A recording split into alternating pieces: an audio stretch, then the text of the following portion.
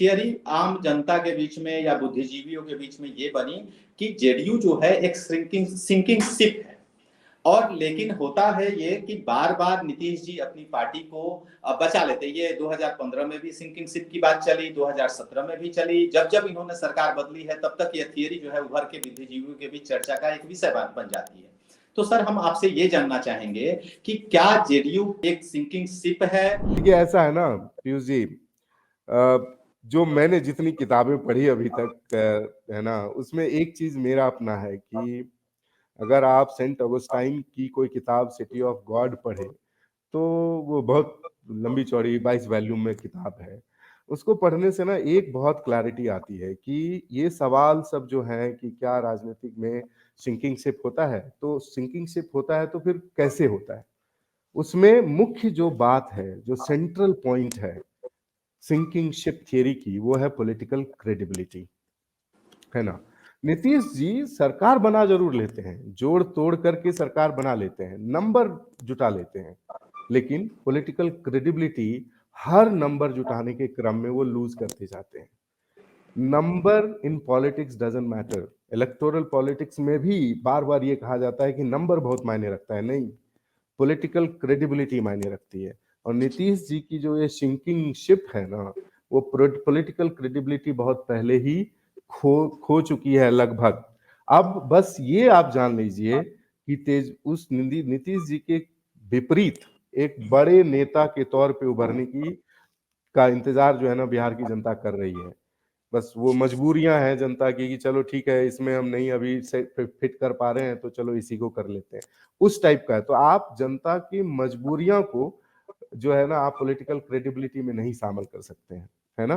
क्योंकि वो जो टीना फैक्टर है कि देयर इज नो अल्टरनेटिव, तो there is no alternative is not one of the factor in deciding the political credibility in India, Indian politics specially.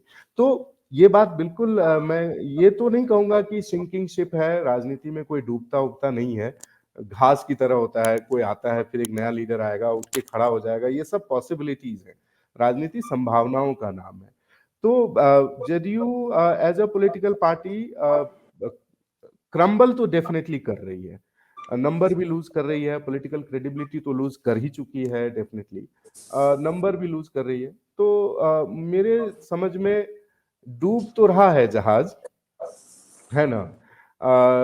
वो बचा, जो आपने कहा कि बार बार बचा लिया जाता है, वो बार बार बच नहीं रहा है। असल में ना बार बार वो और ज्यादा डूब रहा है ना, वो बचेगा नहीं। क्योंकि आपने पॉलिटिक्स को क्या किया है कि सेंट्रलाइज कर दिया है कि नीतीश कुमार इज द, जैसे संजय सर ने कहा कि सीएम को ही सब कुछ रिपोर्ट करना है, तो फिर बाकी सब कुछ बचा ही नहीं। तो आप अपना मोरल ग्राउंड जैसे ही लूज करेंगे, पूरा का पूरा सिस्टम ही कोलैप्स कर जाएगा। सेंट्रलाइज सिस्टम का ये प्रॉब्लम भी होता है, इसीलिए हम लोग डेमोक्रेसी में डेमोक्रेटाइजेशन की बात करते हैं। तो मेरे हिसाब से पॉलिटिकल क्रेडिबिलिटी मेन क्राइटेरिया होता है, वो खत्म हो रहा है तो सिंकिंग शिप थियरी वैलिड है, वो जा रहा है। और जो आप बचाने में कामयाबी की बात कर रहे हैं, वो बच तो रहा है, बच भी गया, इस बार भी बच गया। लेकिन फिर जो राजनीति में रहने तक की बात नहीं होती, राजनीति में रहने नहीं रहने के बाद की बात भी होती है।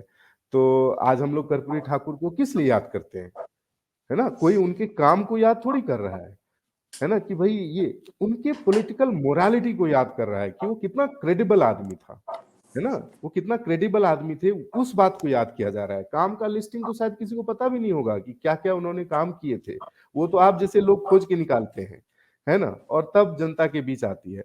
लेकिन जनता के बीच में एक जबरदस्त इमेज है कि पॉलिटिकल क्रेडिबिलिटी उस आदमी की थी, है ना, पॉलिटिकल मोरालिटी उस आदमी की थी, राजनीतिक विचार उस आदमी का था। जैसा संजय सर ने कहा कि विचारधारा तो खत्म हो गई है, जब विचारधारा ही खत्म हो गई तो बस अब सिर्फ गणित बच गया, और मैथमेटिक्स इज नॉट पॉलिटिक्स, है ना। ये कह रहा हूं मैं कि गणित राजनीति नहीं होती। अगर गणित ही राजनीति होती तो सारे गणितज्ञ प्रधानमंत्री होते इस देश के, है ना, ऐसा होता है।